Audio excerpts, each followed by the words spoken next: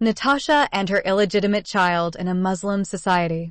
A novel by Dr. A. Ahmed. This story is narrated in 2 books. Book 1. Copyrights. All rights are reserved. No part of this book may be reproduced, stored in a retrieval system, or transmitted in any form or by any means without the prior written permission of the author, except by a reviewer who may quote brief passages in a review to be printed in a newspaper, magazine, school journal, or university article. This novel is a work of fiction, but the entire story is based on the actual life of a Muslim family in Sudan. Therefore, all names, characters, places, and incidents are either the product of the author's imagination or are used fictitiously. Any resemblance to actual persons, living or dead, events, or locales is entirely coincidental. Chapter 30. The Trial of Hate Crime.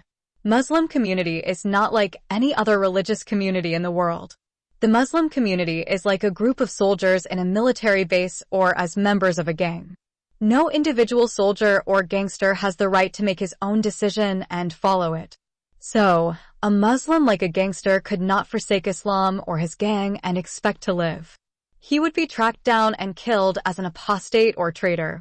Accordingly, an individual Muslim has no right to decide which religion he can follow. When a person was born a Muslim, he has to live and die as a Muslim whether he likes it or not. Muslims treat forsaking Islam and embracing another religion as high treason against Islam and the Muslim community. Therefore, there is nothing more a Muslim could commit and bring the wrath of his people on him than apostatizing from Islam. The Sharia prescribed the death penalty to an apostate, and his body is not allowed to be buried in either the Muslim graveyards or the Christian cemetery. It is to be burned with fire just like a dead carcass of an animal. The Prophet Muhammad said in one of his authentic hadiths, "Whoever forsakes his religion, then you must kill him." Therefore, Muslims have no choice but to kill the ones who left their Islamic community and embraced a new religion. Usually, the apostate would be killed by his own parents or relatives before his abominable deed would reach the Sharia court. Honor killing is an obligation on the family members of the girl that brings shame by having sex before marriage or sleeping with another man while she is married, whereas the killing of an apostate is a religious obligation to the entire Muslim community. As an example, we could refer to the case of the Egyptian Muslim liberal thinker, Faraj Foda. He was declared an apostate from Islam by a Muslim scholar from Al-Azhar Al-Sharif University, and a fatwa was issued by the same scholar permitting the shedding of his blood. Consequently, a couple of Muslim men gunned down Faraj Foda in front of his office in Cairo. The assassination of Faraj Foda became an obligation on the entire Muslim community, but carried out by those 2 Muslim men. Accordingly, Natasha's decision to convert from Islam to Christianity kindled an unquenchable fire in the hearts of the members of the entire Muslim community in Calgary. The only way to quench that fire or appease the anger that filled the hearts of the Sudanese Muslims is to bring Natasha back to Islam or to put her to death. Some Sudanese Muslims who believe that their hearts moved by righteous wrath approached Dr. Shams al-Din and informed him that his Muslim granddaughter began to attend the Christian church in regular basis, and they are afraid that that accursed Sudanese apostate priest might have already brainwashed her and taken her out of the Muslim community of Ibrahim and made her an accursed apostate like him. Dr. Shams al-Din responded to them the same way he responded to Pastor Wahid when he informed him that his granddaughter wanted to obtain a copy of the Bible.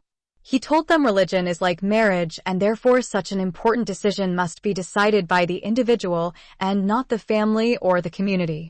Those angry Sudanese Muslims rejected the philosophy of Dr. Shams al-Din and quoted the hadith of the Prophet Muhammad that forbids conversion and prescribes the death penalty to any Muslim man or woman who crosses that red line.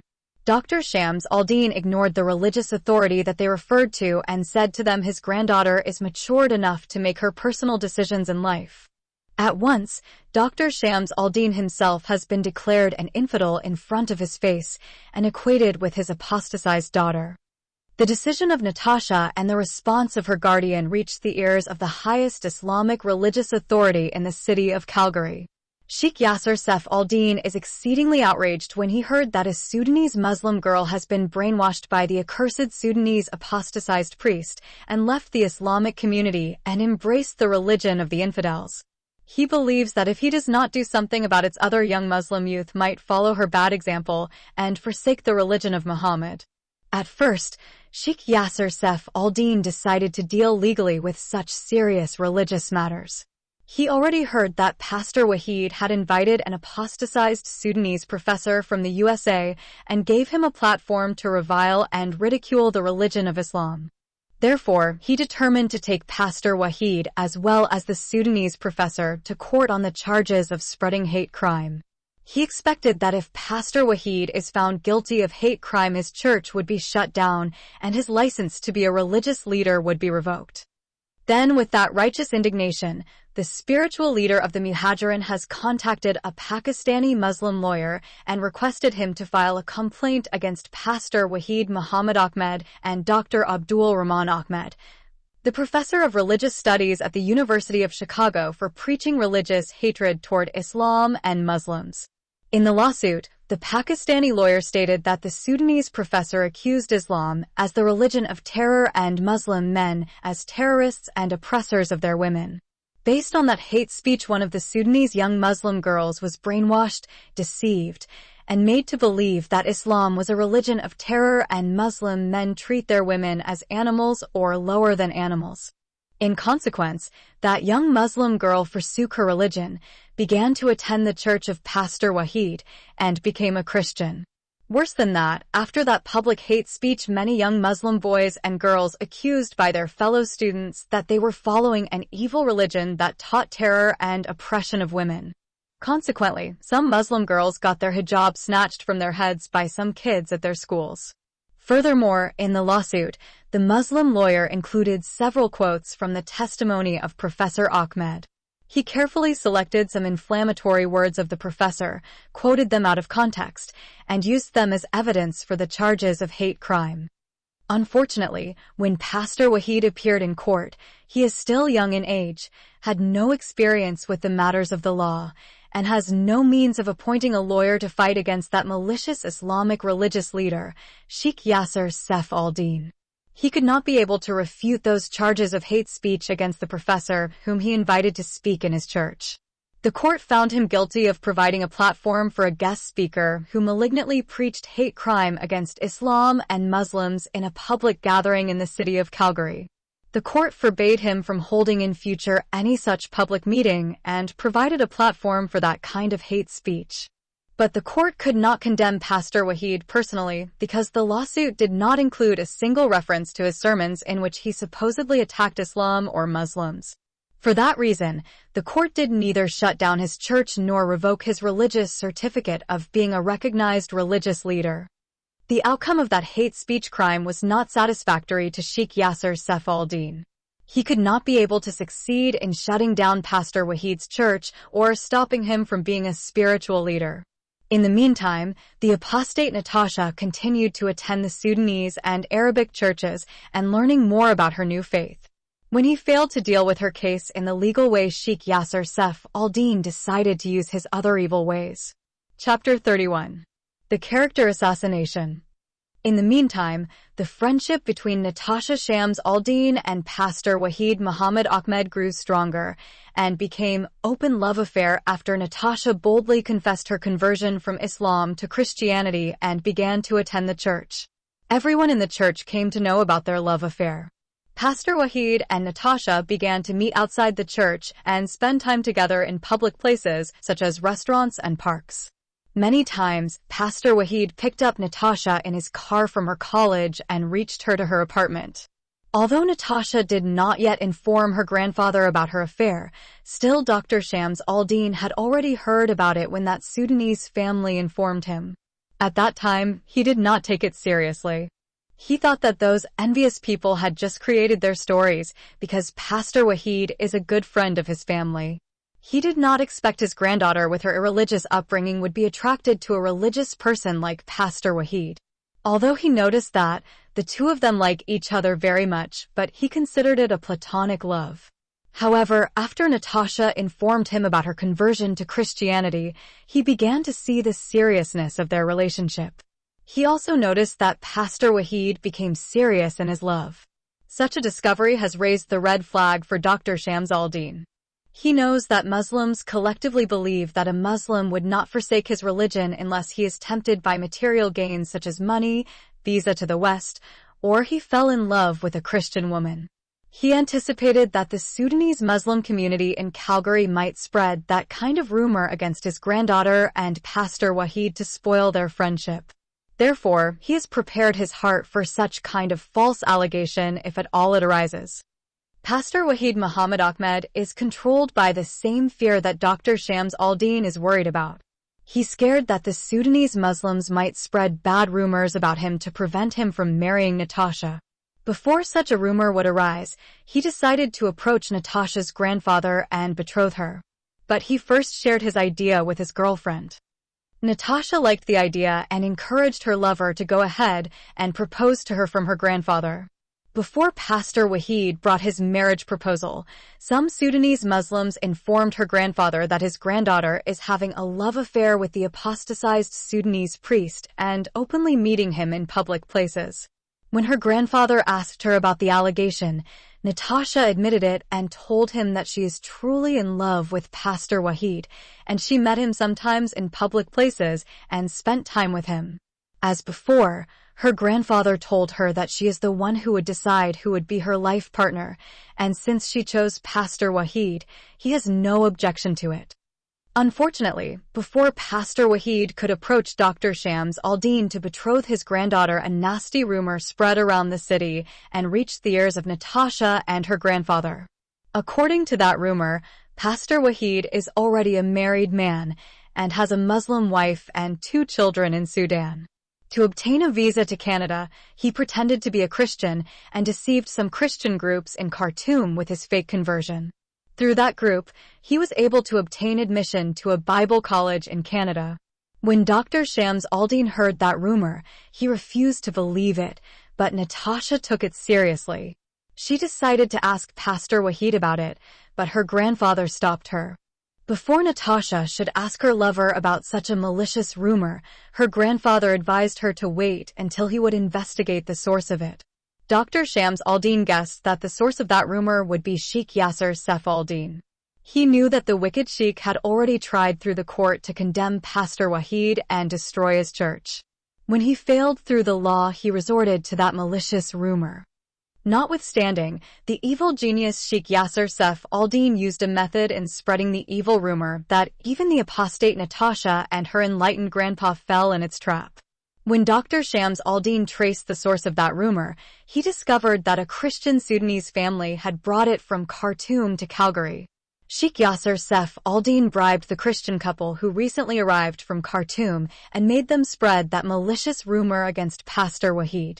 When Dr. Shams al-Din questioned the couple about the authenticity of the rumor, both husband and wife swore by God that they knew Pastor Wahid personally when he was in Khartoum and attended the same church he used to attend.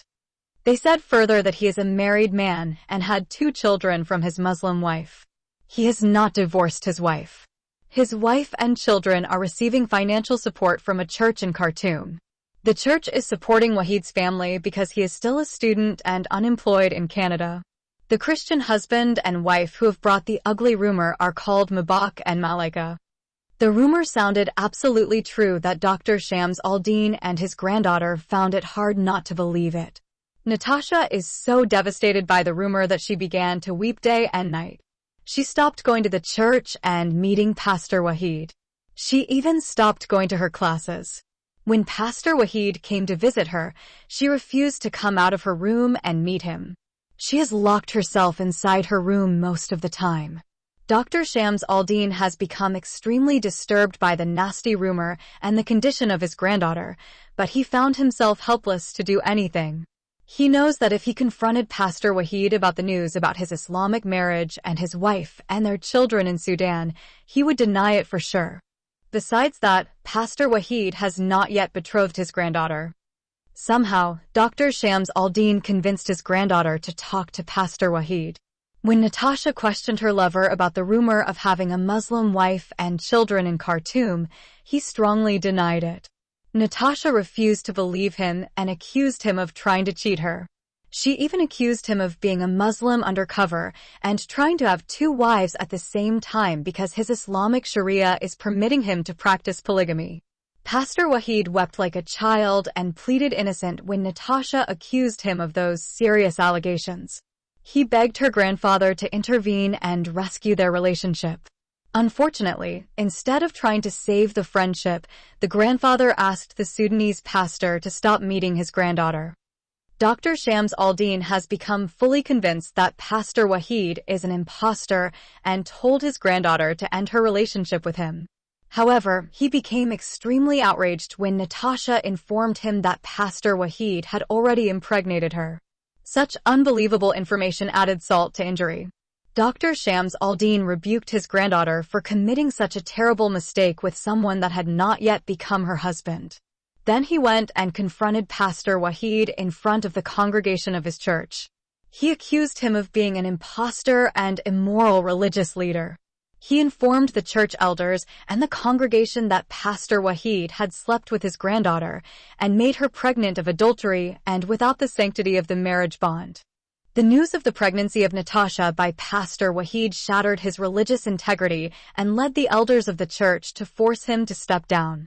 They considered him as no longer capable of ministering to others. Instead, he needs to be counseled to. It is a total disaster for Pastor Wahid.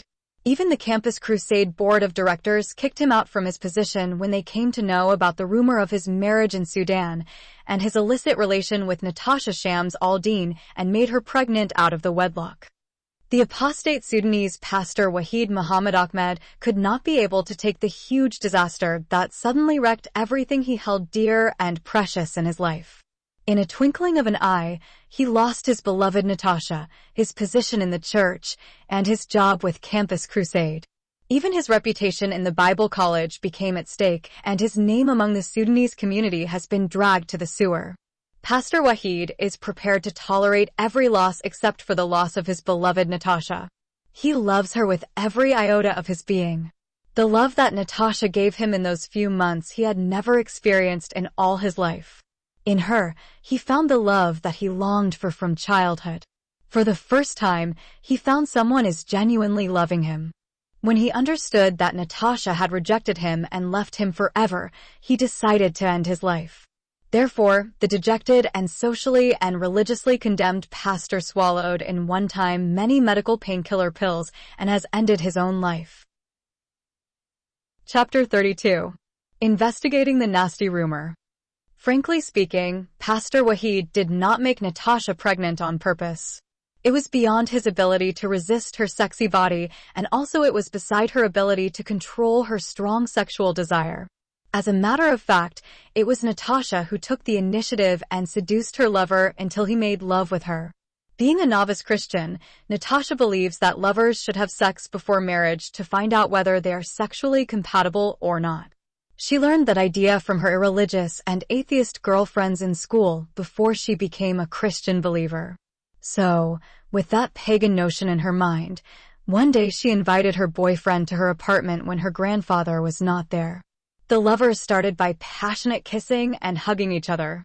Pastor Wahid struggled against his strong desire for making love to his beloved. Natasha was not able to control herself, took the initiative, and began to make love with him. Even the holiest saint in the world would not control himself if he were placed in that seductive situation of "can you please take me to bed" temptation. Natasha has a sexy body that can tempt the holiest saint in the world if he sees her half-naked, and her big breasts and large buttocks are fully exposed to the maximum effect. In addition, her extremely beautiful face, long hair, and sexy eyes make things more difficult to resist her seduction. Her sweet voice is another temptation. As a consequence of that, Pastor Wahid found himself being carried away by Natasha's irresistible feminine beauty and sexy body and his uncontrollable passion for her, and yielded to her strong desire to make love with him. It happened only once, and he decided never to repeat it again until both got married. Natasha apologized to him after their first lovemaking and promised him that she would not put him in such a tantalizing situation again. She also promised that she would not tell anyone about it. After committing that terrible mistake, Pastor Wahid went on bended knees, repented with many tears, and begged God to forgive him. He made a solemn vow to God that he would never touch Natasha again until she would become his lawful wife. That innocent lovemaking would have remained hidden in the hearts of those genuine lovers if that wicked Sheikh Yasser Saif al-Din did not come up with that malicious rumor. After his suicidal attempt, Pastor Wahid has been rushed to the hospital after he is found unconscious in his room at his residence. It is a mere coincidence one of his friends from college came to visit him.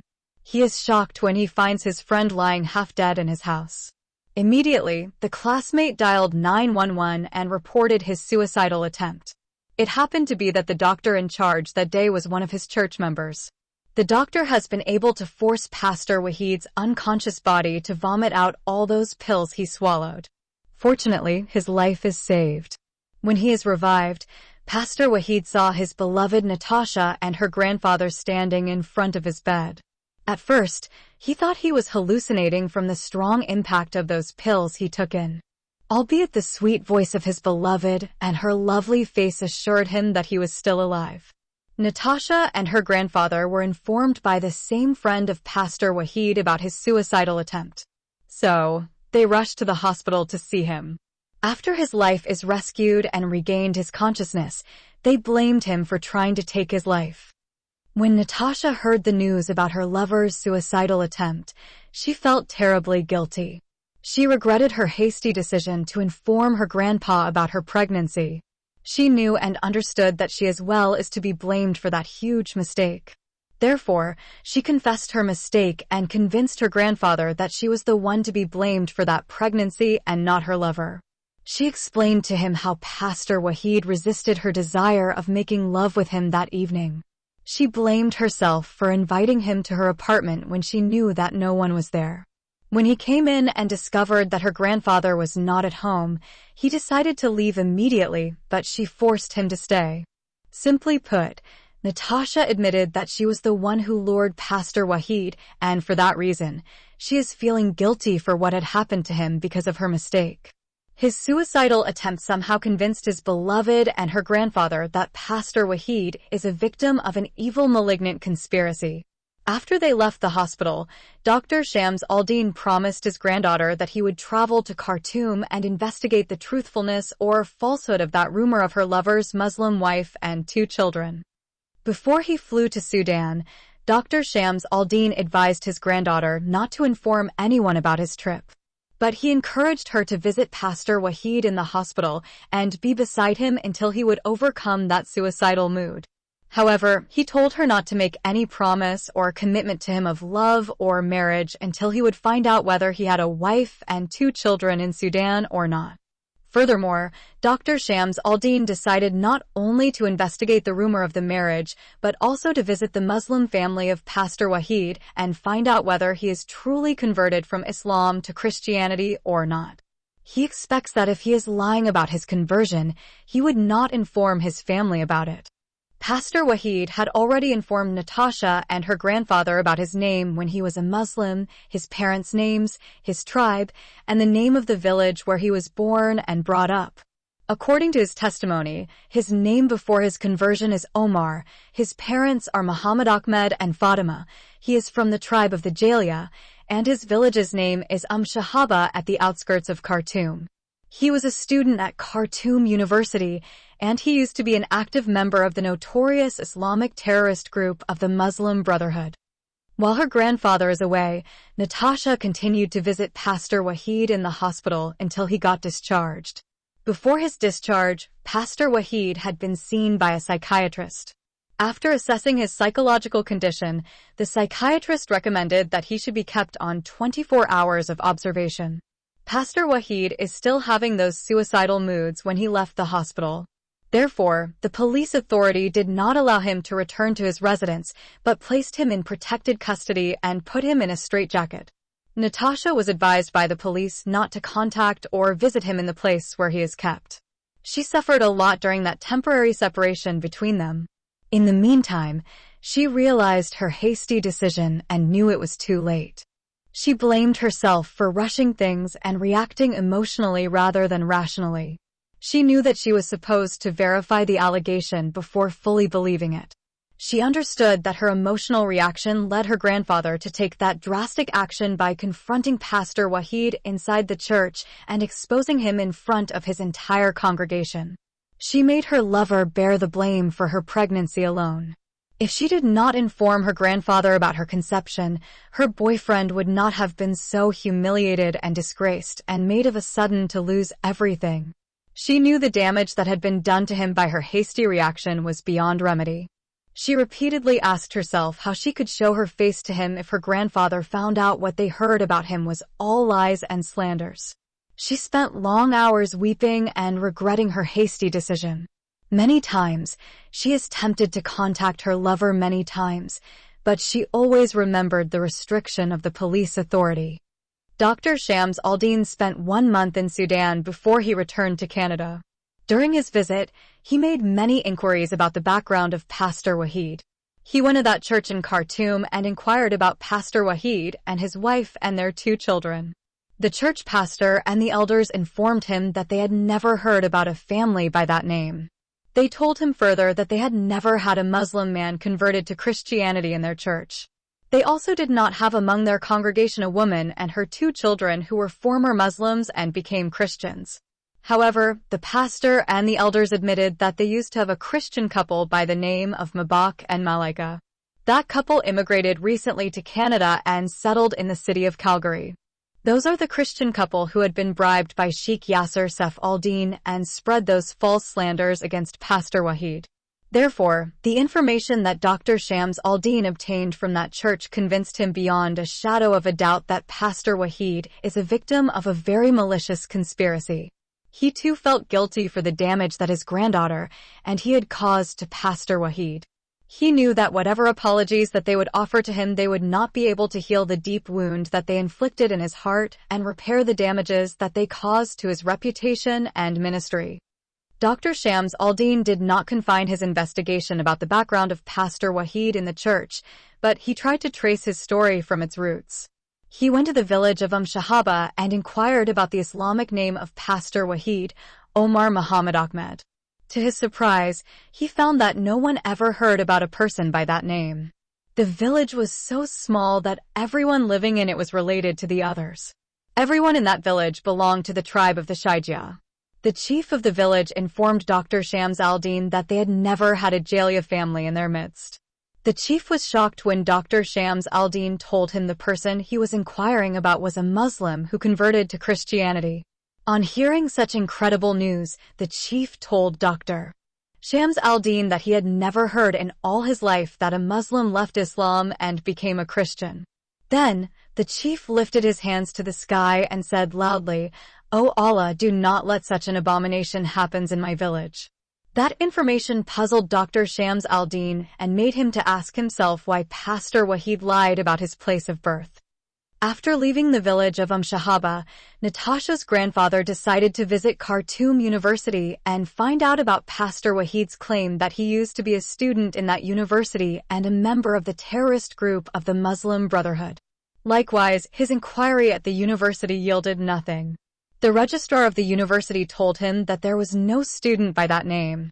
A couple of students' names matched the name of Omar Muhammad Ahmed, but both finished their studies and left the university many years ago. The first one got graduated 19 years ago and the second one 30 years ago. So, Dr. Shams al-Din could not able to find anything in that university to confirm the claim of Pastor Wahid. Once again, he was puzzled and in his heart wanted to know why Pastor Wahid was concealing his identity and making all those false claims about himself. He began to doubt even the claim of Pastor Wahid that he was born as a Muslim and converted to Christianity. Dr. Shams al-Din wrote down in his diary all his findings about Pastor Wahid Muhammad Ahmed. He documented carefully his inquiries in the church, the village of Shahaba, and the Khartoum University. He decided to share his findings with his granddaughter when he reaches Calgary and allow her to decide what she wants to do about her relationship with Pastor Wahid. But before he flew back to Canada, Dr. Shams al-Din visited the tombs of his beloved wife and their late daughter. He took with him flowers and placed them on the tombs of his beloved wife Nadia Alexandrov and his beloved daughter, Natasha Sami Shams al-Din. While he was standing before their tombs, the memories of their brutal murders assaulted him like heart attack. His eyes poured down hot tears. His heart was filled with great indignation when he remembered that the man who caused their untimely death was living in the same city he was living in, and he could not do anything to him. While he was standing and remembering those sad days, Dr. Shams al-Din's attention was shifted from the sad past to the present reality. He was forced to make a comparison between the mistakes his junior Natasha made with her boyfriend in Canada and his senior Natasha committed with her abuser in Sudan. Both slept with their lovers out of the marriage bonds, and both were impregnated because of those lapses. Those mistakes happened in different times and different places. The senior Natasha was arrested, tried, and convicted of adultery by the Islamic Sharia court and punished in the cruelest way that the person would ever be punished. The mistake of the junior Natasha was not considered to be criminal in nature, and no one took her to court for sleeping with her boyfriend before marriage. Dr. Shams al-Din was amazed by the two different cultures in which the two mistakes were committed by his daughter and granddaughter, which one was based on the Islamic Sharia law and the other on the Canadian secular law. Being an atheist and irreligious man, Dr. Shams al-Din could not able to trace the sources of those two different laws. Jesus Christ, the Prince of Peace, established the law of forgiveness, and Muhammad, the founder of the Islamic Sharia law, created the law of punishment. History tells us that Jesus forgave an adulterous woman, whereas Muhammad stoned her to death. The teachers of the law and the Pharisees brought in a woman caught in adultery. They made her stand before the group and said to Jesus, "Teacher, this woman was caught in adultery. In the law, Moses commanded us to stone such women. Now what do you say?" They were using this question as a trap in order to have a basis for accusing him. But Jesus bent down and started to write on the ground with his finger. When they kept on questioning him, he straightened up and said to them, "If any one of you is without sin, let him be the first to throw a stone at her." And again, he stooped down and wrote on the ground. Then those who heard it, being convicted by their conscience, went out one by one, beginning with the oldest even to the last. And Jesus was left alone, and the woman standing in the midst. When Jesus had raised himself up and saw only the woman, he said to her, "Woman, where are those accusers of yours? Has no one condemned you?" She said, "No one, Lord." And Jesus said to her, "Neither do I condemn you. Go and sin no more." John 8 verses 3 to 11. Sulayman ibn Barada said, "A woman of Gamad, a branch of Azd, came to him and said, 'Messenger of Allah, purify me.' Whereupon he said, 'Woe be upon you. Go back and beg forgiveness from Allah and turn to him in repentance.' She said, 'I find that you intend to send me back as you sent back Mu'az bin Malik.' He, the Holy Prophet, said, 'What has happened to you?' She said that she had become pregnant as a result of fornication. He, the Holy Prophet, said, 'Is it you who has done that?' She said, 'Yes.' He, the Holy Prophet, said to her, 'You will not be punished until you deliver what is there in your womb.' One of the Ansar became responsible for her until she was delivered of the child. He, that Ansari, came to Allah's apostle, may peace be upon him, and said, 'The woman of Gamad has given birth to a child.' He, the Holy Prophet, said, 'In that case, we shall not stone her, and so leave her infant with none to suckle him.' One of the Ansar got up and said, 'Allah's apostle, let the responsibility of his suckling be upon me.' She was then stoned to death. Sahih Muslim, Book 17, Hadith number 4206. Chapter 33. Reconciliation and Betrothal. During his absence, Natasha missed her grandfather so much. She did not remember once in her life that she lived away from him for so long. He is everything to her, a father, mother, brother, sister, and very dear friend. He is the only relative she has. No one ever loves her the way her grandfather loves her. From childhood, he took care of her. He changed her diapers and fed her in her mouth like the bird feeds its little one. He carried her in his arms and put her on his shoulders when she was a little girl. He sacrificed his married life and remained unmarried to dedicate all his time and fortune for her proper upbringing and well-being. He put her in the best school while they were in Addis Ababa, and when she grew up, he took her to the best country in the world. He spent hours with her in the house and taught her her mother tongue, the Arabic language, and her grandmother tongue, the Russian language. He hired private tutors to teach her at home the official languages of Ethiopia, namely Amharic and Tigrinya. The school that he sent her to study was very expensive and meant for foreign students. In that prestigious school, she learned the two international languages, English and French. Natasha is so proud of her grandfather and revered him like her godfather and worshipped him as her sacred idol. She did not share her heart and love with anyone until Pastor Wahid came into her life. In a short period, she began to love him so much. Sadly, that malicious rumor overnight transformed her lover from an angel into a demon, from a lover to a cheater, and from a successful pastor to a fallen religious leader. She did not only feel she had been cheated by him, but betrayed and disgraced by his friendship. Although Natasha is irreligious, she is aware of the importance of honor among her Sudanese people. She concluded that she disgraced the name of her grandfather among his people by becoming pregnant before marriage. She understood that she would hold herself guilty forever if the allegation against her boyfriend turned out to be true. But if he is proved innocent, then the consequences would be dire for her and her grandfather. For that reason, Natasha is holding herself responsible for destroying the religious ministry of her lover and forcing him to make an attempt to kill himself. Many times, she is tempted to find out where he is and ask him to forgive her. While Natasha is struggling with those worries, her grandfather returned to her with the happiest news that she ever heard. She came to know that Pastor Wahid is innocent of that malicious rumor. She learned that he had no wife or children in that church in Khartoum. On hearing that news, Natasha's heart is filled with righteous wrath against the Sudanese Christian couple who had created that malicious rumor. She wished in her heart that those wicked people would get a severe punishment for their crime of the character assassination of her dear lover. Therefore, on the same day, Natasha and her grandfather went to the police and lodged a complaint against that Christian couple who spread lies about an innocent person.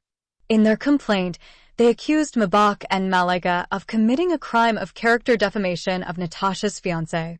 Although Dr. Shams al-Din told his granddaughter that Pastor Wahid lied to them about his place of birth, family, and study, still Natasha said to him she is not worried about that. She is extremely happy that her boyfriend is innocent of the rumor of being a Muslim and has a wife and 2 children in Sudan. She then said to her grandfather that she does not care whether Pastor Wahid was born in Sudan or not, whether he was a Muslim before or not. What she cared about is his innocence of the nasty rumor. Since her grandfather is the one who traveled all the way from Calgary to Khartoum and found out that her lover has no wife or children, she decided not to worry about anything else. Moreover, Natasha requested her grandfather not to mention to anyone that Pastor Wahid lied about his place of birth, family, and study in Sudan. She considered it a personal issue. She understood that for the time being what Pastor Wahid needs is her love to help him to overcome those suicidal thoughts. Through the police authority, Natasha and Dr. Shams al-Din came to know that Pastor Wahid was released from that protected custody, and at present, he is living with his friend in his apartment. From the police officers, they went directly to the place where he is staying and broke the good news to him. Pastor Wahid has become exceedingly glad to hear that his beloved Natasha and her grandfather came to know that he is not a married man and having a wife and children in Sudan. Then his beloved girlfriend apologized 100 times to him and begged him to forgive her for the damage that she caused to his reputation. Pastor Wahid told her that he never held her responsible for what had happened to him. He assured her that every girl in her place would have reacted the same way she reacted, and every grandfather would have done what Dr. Shams al-Din had done. That day, Natasha and her grandfather invited Pastor Wahid for dinner in their house. Natasha is the one who prepared all the food. She could cook a variety of dishes. During her stay in Ethiopia, she learned to prepare many African dishes. Pastor Wahid said it is the most delicious food that he ever ate in his life. Anyway, after the dinner, Pastor Wahid asked Natasha in front of her grandfather whether she still loves him and ready to marry him.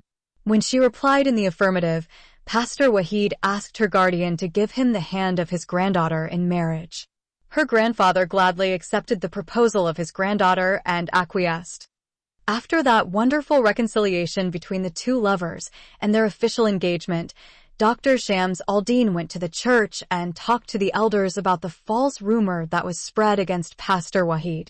He told them that he traveled to Khartoum and met with the pastor and the elders of the church, which the Christian Sudanese couple claimed that Pastor Wahid has an ex-Muslim wife and children in it. He found out that it is a mere malicious conspiracy created by some wicked people to defame Pastor Wahid. The elders of the church appreciated the efforts of Dr. Shams al-Din and promised to accept Pastor Wahid back as a believer, but not a pastor. They believe what he had done with Natasha before marrying her wouldn't allow them to accept him as a leader. If he is still interested in serving in the church as one of the brethren, they will give him that chance. But when Pastor Wahid received the letter of acceptance from his former church, he apologized and asked them to give him time to pray about it. The entire Sudanese community in Calgary came to know that Pastor Wahid has been cleared from that malicious rumor. Natasha wrote an article about the good news and published it in one of the widely read newspapers. She even has mentioned in the article of the newspaper her engagement with Pastor Wahid and their soon-coming marriage. However, some fanatic Christian brothers and sisters in those immigrant two churches, the Sudanese church and Arabic church where he used to pastor, still are not willing to forgive Pastor Wahid for what he did with Natasha Shams al-Din. For them, he would remain sinner forever because he committed the unpardonable sin of adultery with a female member of the sheep of his Sudanese congregation. It seems the biblical concepts of forgiveness and restoration don't exist in those born-again believers' vocabulary. Anyhow, Pastor Wahid returned to his former Canadian church, not as a pastor, but as an ordinary member. Notwithstanding, the elders of the church accepted him back and treated him with the same respect they used to show towards him before.